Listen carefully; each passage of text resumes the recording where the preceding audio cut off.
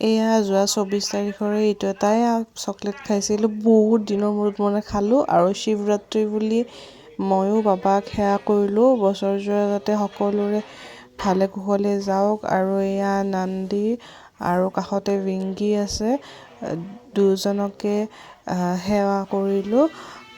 আৰু অকল মোৰ কাৰণে বুলি নহয়, ঘৰৰ সকলোৰে, লগতে মোৰ বন্ধুবৰ্গ, ইষ্ট কুটুম্ব গোটেইখিনিৰে যিমান মানে আছে দুখ দুৰ্গতি সকলোৰে বাবাই মানে মৰিহৰণ কৰক। আৰু এয়া তাৰপিছত পূজা দি উঠি অকণমান এটা ভিডিঅ' কৰিলোঁ। আৰু এয়া অফিচত গৈ, যিহেতুকে অফিচত বন্ধ নাছিল, তাৰপিছত এয়া অফিচৰ পৰা আহি আকৌ গা পা ধুই এনেকৈ ৰেডি হ'লোঁ। মেখেলা চাদৰ পিন্ধিম বুলি ভাবিয়ে থৈছিলোঁ। আৰু এয়া আগবঢ়াই দিছে প্ৰসাদ, আৰু খুব ভাল লাগিল। আৰু তাৰপিছত পিছদিনাখন গৈ এয়া অফিচৰ কলিগ এগৰাকীয়ে আনিছিল।